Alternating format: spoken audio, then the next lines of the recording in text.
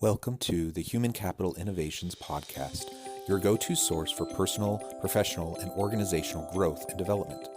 We hope you tune in often for all things people management, organizational development and change, organizational leadership, and social impact related.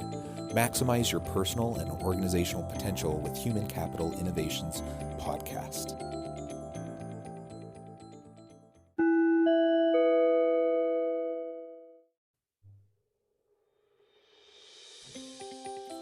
Welcome to the Human Capital Innovations Podcast. In this HCI podcast episode, I talk with Elizabeth Pampalone about effectively building teams and managing projects.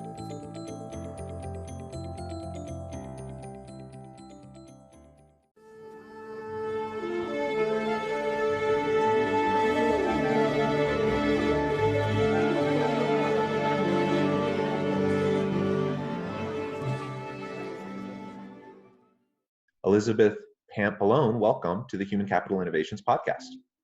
Thanks for having me. Yeah, I'm really excited to have the chance to chat. You have a really interesting background. I know you're doing some really cool and creative things. And so today we're going to be talking about effectively building teams and managing projects generally, but also specifically as it relates to your own company and some of the entrepreneurial efforts that you've been a part of in your recent past. As we get started today, I just want to share Elizabeth's brief bio with the listeners. Elizabeth Pampalone is an international speaker, successful entrepreneur, and expert marketer with 20 years of experience, over 20 years of experience, actually. Her innovative approach helps overwhelmed business owners and burnt out nonprofit directors to achieve success and freedom through the power of what she calls absolute marketing. And I imagine Elizabeth will be sharing more with us about what she means by that. But welcome, Elizabeth. It's really, truly an honor to have the chance to chat. And anything else you would like to share by way of background before we really dive on into the discussion today? No, I think that pretty much sums it up, which is, pretty good. It's definitely been an interesting journey. I've been everything from a solopreneur to an employer to going back and forth sometimes, having small teams, large teams. So yeah, I got a lot of different things that have gone on in my career. Excellent, excellent. Well, let's start with what you're currently doing. Tell us a little bit about your company and what you mean by absolute marketing. Well, absolute marketing is something that I developed for myself about, gosh, I'm going to say probably about 10 years ago. And I just did it on my own, just a little method that I created for myself to keep everything streamlined with my marketing. And about 4 years ago, I realized that I kind of had a system and it was kind of pretty good. So I changed everything that I was doing in the marketing world. I went away from all the traditional timelines and project, setups. And I just said, you know what, this is what I'm doing. I'm doing absolute marketing. I'm sharing it with everyone that I meet. And if anybody thinks that it could help them, then let's work together. And it's been going really well for the past 4 years. And this year we're finally launching our online course. And I'm also going to be writing a book about my memoirs and about how all this stuff came to be in the next year. Excellent. Well, we can all look for that. And I think understanding, that there's all these different approaches out there for people to be successful in different niche areas, and so absolute marketing is your approach.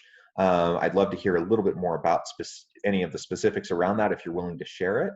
But then Yeah. the larger picture, we'll then move into talking about, okay, well, what do you do currently in building your teams and managing your projects as you're doing, you're a marketer first, but you, just like everyone else who leads people, who has teams of people, you have to think about leadership. You have to put that hat on, and you have to think about how to effectively maximize the potential of the people on your teams and with the projects they're working on. So let's start with absolute marketing. I'd love to hear a little bit more specifically about that. So absolute marketing is a 5-day system. It is basically supposed to cover all of your marketing needs in 5 days, and we create an entire year's worth of marketing in those 5 days.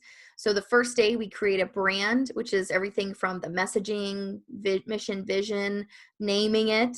Sometimes people have the wrong names for their companies. We'll rename or name their company, getting their right domain names, and then creating logos, colors, fonts, and writing an ebook. That's day one.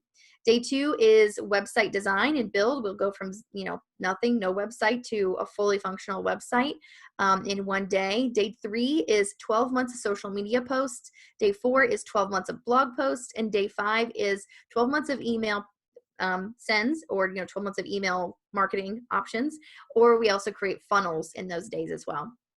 So it's really covering all the five main bases, the five pillars of marketing, and doing them each one day at a time until all of them are completed. And this really does cover about 1 year's worth of what we call like marketing tasks, where things you would be doing on a daily basis, a weekly basis, a monthly basis. We're going to get all of that done in 5 days ahead of time, and then just give you that freedom to be creative for the other things you need to be creative for in your business. Well, that sounds really cool. And I like the way that you take a really proactive approach. Now, obviously, during the course of the year, you likely would have to pivot and do other things as well. But being proactive, putting things in place in advance, and just getting some of those things kind of off your daily checklist, can ease up time, free up time for you to focus on broader strategy issues, to look at the external environment, find ways to pivot, but also think about the people management issues, the leadership issues that are important to help your organization to be successful. And you mentioned, or it was mentioned in your bio, how you do a lot of work with nonprofits, and they're notoriously understaffed, overworked, underpaid, and so anything to kind of not just simplify, because that's not the right term probably, but to streamline, and to just have things in place so it's plug and play as much as possible. That's going to really be helpful for people who are kind of short staffed, just kind of bootstrapping their business. Yeah, it is. And definitely with the nonprofits, this is very helpful. And you mentioned pivoting, people had said, well, what if coronavirus type things happen? And, how would that work with my business? And I'd have to start all over. And honestly, a lot of our clients didn't. They didn't have to start over, because what we did was we build in enough evergreen content that it doesn't matter what's happening around you in most cases. That you can still continue with those same posts, and then you can add additional ones, because the more is better. With social media, with email marketing, if you have something else to say, if you have something additional to add, you can always add that in, which is great. And this really does, like you said, free up that human capital, essentially, that you can now focus on the actual people in the organization, those, like you said, those big strategy options and things you have to think about and decisions you have to make. So we're trying to get some of this off the owner's plate or that director's plate, because we've seen with nonprofits especially that the directors really have the biggest and hardest job. Sometimes they are the marketing department, in addition to being the director of the entire organization. So we try to make sure that we're giving them options to get as much of that done early as possible. And then, we actually, with our nonprofits, we meet with them quarterly. With our small businesses, we kind of do we're going to teach you, you can kind of take this and run with it. We might be here to help if you need us. But with the nonprofits, we see that there's more of a need to have an ongoing relationship. So we have those quarterly calls, and we're switching strategies and changing things up and adding new things every quarter, so that they're not overwhelmed and they can give us, the information they need to get out there, and we help them get it out to the world, basically. Yeah, that's really cool. And I applaud you, for the good work, and for addressing that really critical need. I mean, for any business that's bootstrapping, but particularly for nonprofits who do so much good in our communities, and it's so necessary. And they need, all the help they can get, so they can focus on, what they do best, and that is serving their communities. Absolutely. Let's pivot a little bit now and talk more about the people side of all of this, and your experience. So we're thinking about having effective teams, and then effectively leading projects and project management. What are some of your experiences, and perhaps some key principles that you've pulled out of those experiences, that you could share with the listeners in regards to managing effective teams, particularly in this kind of marketing space that you work in? Yeah, usually the people in this marketing type space are solopreneurs. They build the websites, they do the graphics, whatever it is they're trying to accomplish, they do the social media. They pretty much do all the things and wear all the hats. And then they get big enough, which was my experience. I got big enough to maybe, let's say, have a VA, or maybe I needed to have an employee or some kind of, person to come in and help me a couple times a week, whatever. And what I found was when I first hired my first employee, I was looking for somebody who was almost like my friend. I wasn't trying to hire a friend, but my initial outlook on the situation was I need to be able to get along with this person. I need to be able to work with this person effectively. I need to be able to have a camaraderie and a rapport with this person. And what I found was that was extremely detrimental because I was looking for too much of that and not enough of the other items, of the other things on that checklist, the skills aspect, which the person that I hired did have skills, but there were other skills that I kind of thought, oh, those aren't really necessary. These other things are more important. And so I've seen, as I've hired over the years and different people for pretty much similar positions, my hiring has changed because I've basically matured and had these little mini downfalls, these little mini issues as I've gone along that has helped me realize things. And so, for me, it's been trial and error because I didn't go to a fancy school. I didn't get any education on how to hire.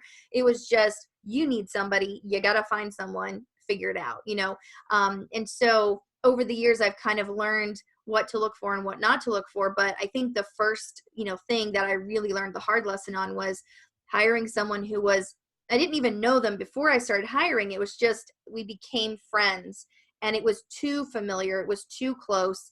And they took advantage of that. And that was unfortunate for us because I did lose money in the process. I lost business in the process. And it also hurt me on a personal level because then I thought, well, we're friends. Why is she doing this? So I think that as smallpreneurs or solopreneurs, when they first venture out into that first one, they may or may not be looking for exactly the right things. And so having this very set, this is the job description, these are the most important things, rather than, can I work well with this person? I think personality has a little bit to do with it, but I also think that the skill set, the ability to be autonomous, because a lot of times in this day and age, we're not getting together in offices. We are working remotely. The ability to reply to emails on time and in timely manner, ability, things like that, to be proactive, to take initiative when things start to fall apart or communication starts to break down. So I think some of those things are becoming more important now. And like I said, my experience of hiring the first person that I hired was maybe, I guess about 7-8 years ago. And now we're in such a different world. And I've hired people since COVID, and it's been a much different skill set that I'm looking for at this point because of the autonomy that is needed. Like I said, the problem solving, the initiative taking, the ability to check their email every day. There's some people that I've hired before and they're like, oh, I don't check my email every day. And I was like, no, that's kind of a requirement. So, those kind of things I've seen change just in general of the hiring process. But then also, like I said, I've seen myself learn from some of those mistakes I've made in the past.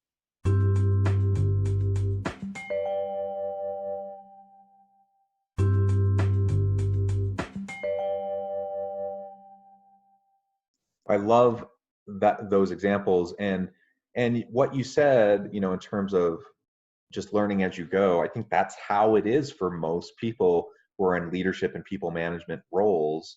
Some do go through, like an MBA or something like that, and then might focus on those things. But the vast majority of people who lead and manage others don't formally go through that. But that doesn't mean you can't be effective. It does mean that there's probably going to be some trial and error, and that there's going to be a little bit of learning through the school of hard knocks, and that's okay though, because you have a growth mindset. You recognize that you will, this is a temporary setback. You will get past this, and next time you'll do better. And the people management trap that you fell into early is a super, super common one.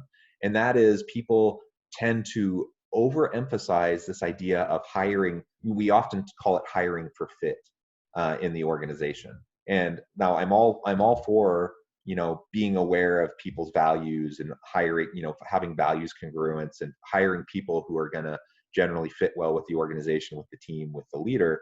I mean, I think that is important, but people rely way too much on that a lot of times. And sometimes it gets even to the extreme of where you're trying to basically hire someone who's just like you, who's your friend, who could be your friend, who, you're so worried about being able to be compatible that you forget about the expertise that's needed and frankly the diversity that's needed. So if you're hiring people that are just like you, you're not going to be hiring people who are going to push back on your thinking because they're thinking the same way as you. So hiring for fit doesn't mean hiring your friend. It doesn't mean hiring people who are like you. It doesn't mean hiring people that look like everyone else in the organization. Quite the opposite, actually. That's not what diversity and inclusion is about. But hiring for fit is all about people who buy into the mission, the purpose, who have shared values, and some of those types of issues around the team, right? And so you Yeah. fell into that trap. That's a super common trap, but you learned from it and you grew from it, and now you've moved on and you've been able to, have a framing when you're going through the hiring process of let's get the right people on the bus, let's get them in the right seats based on their knowledge, skills, and abilities, and we'll develop relationships. Once they come, we'll develop relationships over time built on mutual respect and trust that we develop with them. Yeah, and you mentioned diversity and inclusion. It's kind of funny because the first person I ever hired was actually an African American woman in tech. And like women in tech in general is just unheard of. Women who actually know what they're doing in tech.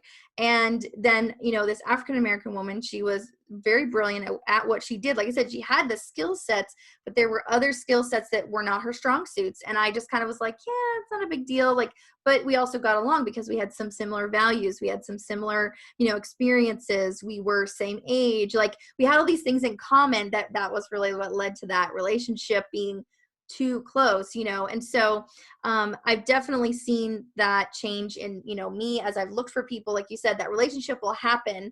You don't have to force it ahead of time or say, oh well, because I have a relationship now, I need to make this person part of the team. And something else about about the teams and about diversity and inclusion, like I've never tried to hire just men or just women or this or that, but it's kind of interesting that the people that come across my path have been mostly women. I think I've hired one man. Actually, I've hired two men in my career, and I've hired more women. So it's been really interesting that that I find these really great tech women to be a part of these different teams that I've had over the years. And it's just been interesting to me that like you can kind of, the more the circles that you're in, you will find the right people, and they'll not have to be with you for years. They might be with you for a season. And that's the other thing, not being so reliant on just that one person. That one person is doing 80% of your work, then there's an issue. You've got to either have more employees or you got to delegate differently. And that's kind of what I see with these nonprofits is that they get the director and they're doing about 80 to 70 to 80% of the work. And then they might have one or two other people that are in a finance role or in maybe a marketing role or maybe an operations role. And then the director's still doing everything else. And if something happens to the director or they have to take a leave of absence or they go on maternity leave or whatever that is, then everything falls apart. I had one director that I just worked with. I'd been working with her for 4 years and she ended up just suddenly retiring during COVID.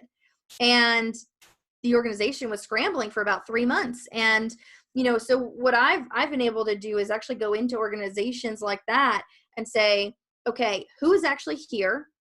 Let me assess your skill set and let me show you what tasks you can take on. And it, it's never where it's like too much, I'm not trying to give someone too much for their job description or whatever, but there's always something that the director says, oh, well, I'll just do it. It's faster. I'll just do it. It's easier. And I think as business owners, we do the same thing. I'll just do it. It's much quicker if I just do it because I know what I'm doing. And we take on these roles that we really should be delegating, and that's really hard. I was, when I first hired my second round, my second team, a few years after the first team, it was for the marketing company. And I had all these tickets that would come in from clients that were on maintenance, systems. And they would say, well, I need this and I need that. And I would delegate to my team, and it would come back and it would not be right, or it would be, have missing pieces. They wouldn't read it all the way and things like that. And so I spent time educating and saying, nope, do this again, or got to fix these pieces. And they're like, oh, I didn't see that, or, whatever. And I spent time like going back and forth with them. And the clients, I said, you know what? It's going to be a delay. Like there's going to be a 3-day gap, a 4-day gap, whatever. I gave myself time in the delegation process, and I helped work with that team member who was missing, having errors, missing things, until it was clear enough where they might have, instead of one error a day, they might have one error a week, or one error every 2 weeks. And so I put a lot of time into that, and it made me frustrated because I knew that I could just go in there and it took me 5 minutes and I'd be done.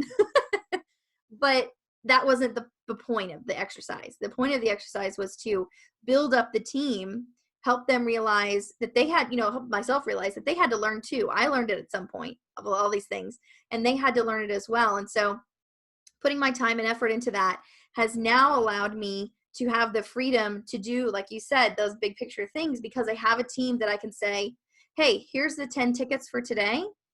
Have fun. I'll see you guys tomorrow with it. And then the next day, everything is done. And there might be an error or two, and I check over everything. I like to make sure that I'm at least overseeing everything, but I'm not sitting there physically going, okay, well, now I got to fix this, and now I got to fix that. And then I'm not paying them and then feeling like, well, now that was a waste because they didn't do it right. I took the time and early on, especially when I first bring someone on, and I'm like, let's work this out. I'm going to help you figure this out. I'm not going to tell you the answers, but I'm going to help you figure it out on your own, so that you will see this again next time. You'll see a similar thing next time, and you'll go, I remember we did this. I remember how we fixed that. I remember she said to look for this thing when this person sends us stuff. So it helps them learn their job better. It helps me feel more confident about their ability in their job. And also after a few weeks of training, because a lot of times we don't train like, what traditional jobs used to have training. A lot of jobs now don't have training. And if you take the time to put in and invest in your people, that will come back to you a 100-fold for sure. So much there that you said that I just love. And you're absolutely right that it's about empowerment of your team. And I faced the same thing so many times. Like, it would be so much easier in the short term, at least. It would be so much easier for me to just jump in and do that thing. And that's where a lot of micromanaging comes in.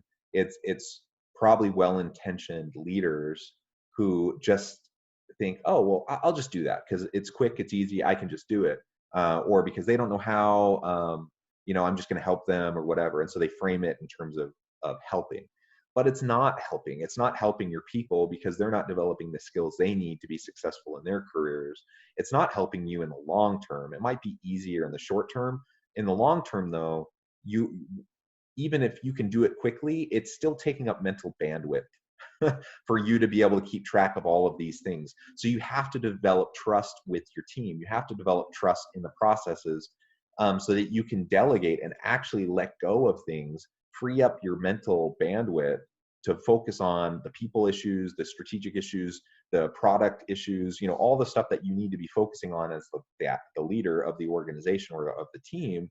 And then let other people do their stuff. That's what we need to do. And that will make things easier in the long term, even if in the short term it means we have to spend a little bit more time coaching, a little bit more time training, a little bit more time, just really getting people up to speed and communicating expectations and making sure everyone's on the same page. And that really goes to, the second piece of leadership that I really subscribe to, which is getting them to buy into what you're doing. That is a huge piece that's missed when, you go and say work at, random place A. Like, you could never, when you're the owner, you have this ability to impart your passion to the team, to your team. And a lot of owners don't do that. A lot of directors don't do that. They might hire someone straight out of college. The person they know they want to work for a nonprofit. They're the first one that hires them. Great. They have a job, they're working, everything's fine. They'll do what they can. End of story. But what is not imparted, and this, like you said, it's not about fit. It's not about finding the person that's already jazzed about your business or your idea. It's about getting the person that you do bring on who has a skill set, who has the, ability, whatever that is you're looking for, and getting them to, over time, basically build that relationship and have them go, I am really invested in this. I am excited for this. When you have a win in the organization, whether it's business or a nonprofit, they are like, yes. And they feel that too, because they were a part of that. And, getting people to do things, sometimes they don't want to do, sometimes they are like, it's not their favorite. They're not thrilled about it, but it's because they now believe in the mission. It makes those types of tasks and those types of delegations so much easier. And they go, you know what? It's not my favorite thing to do, to go to a golf course on a Saturday morning at 4 a.m. and set up the tent and get, for whatever it is they're setting up, and sit out in the sun for 8 hours. But it's because I believe in what we're doing. That makes sense to me. That means that we'll have more business. It means we'll make more money. It means the business will grow. It means my efforts are worth something. So it's definitely, a good thing that as you build the relationship, to impart that excitement and that passion that most business owners and most directors have for the organization they're working with. And there's ways of doing that that are not so, that are a little more subtle than others. You don't have to just be like, okay, guys, I love this business. Do you love this business? Let me hear you. It's not that kind of call and response, but it's an additional, part on the business owner and the director's part to come in the morning and not be like, oh my gosh, everything is horrible. Why is all of this a mess? The leader has to say, we're going to have a great day. This is going to be a good day. Things are going to happen. We're going to have mistakes. We're going to have issues, but it's still going to be a great day. We work here. We get to do this. And I think that stand-ups are something of the past that I really think should be brought back. And I think more and more people are doing this with Zoom and the stand-up. And I know a lot of people know what this is, but the stand-up is where you get into a huddle in the morning, first thing, and you really kind of just pep talk everybody. You find out what's going on for the day. You figure out what the schedule is going to be. You make sure everybody's got what they need. But it's this quick, everyone's together, everyone's united, everyone has a common goal for today. And you as the leader show, things are going to happen, but we're going to get through it and we're going to make it great. We're going to make it an awesome day. And working here is not drudgery. Being here all day today is not going to make you feel like you just want to go home and curl up in a ball and watch Netflix all night. Like, you want to be a part of this team because we're accomplishing things, we're celebrating wins, and we're fixing problems as they arise. We're not letting things, fester and team members, fight and all that kind of stuff. So I think as the leader, I've worked with a couple of project managers over the last couple months in coaching, and they've gotten away from the stand-up idea. And I'm like, you got to get back to it. It's what's going to make a huge difference in morale and also in just people buying into the mission long term. Well, I love that. This has really been just a fun discussion. I love learning more about what you're doing, the types of project management approaches and the people approaches that you've used as you've developed your own leadership style and entrepreneurial approach within your organization. We're about out of time for today, but before we part ways, I do want to give you a chance to share with the listeners how they can get in touch with you, connect, and perhaps reach out to find out more. Yes, thank you so much. And I really had so much fun talking with you about this. It's not a topic I get to expound on a lot, so I'm very happy that I got to talk with you about it today. And you can go to my website, getabsolutemarketing.com, and you can find all of our options there, our self-paced course, our coaching, our one-on-one sessions. And if you're a nonprofit, we have a nonprofit sector called beyondthecause.co. So if that's something you're interested in, you can get to that from our website as well. And I do want to say this to everybody who's dealing with maybe a little bit of a tight situation, or maybe dealing with some internal issues that they just can't figure out, and they're trying really hard, and they maybe seem like there's no light at the end of the tunnel.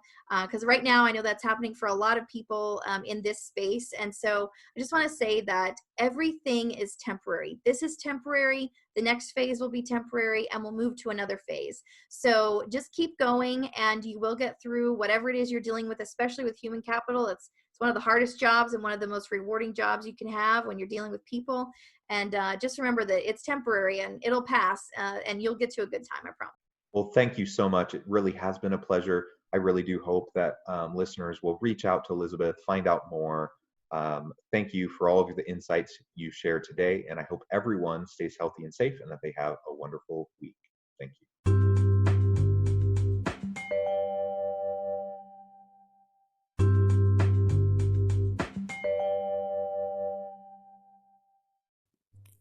Thanks again for joining us for this episode of the Human Capital Innovations Podcast.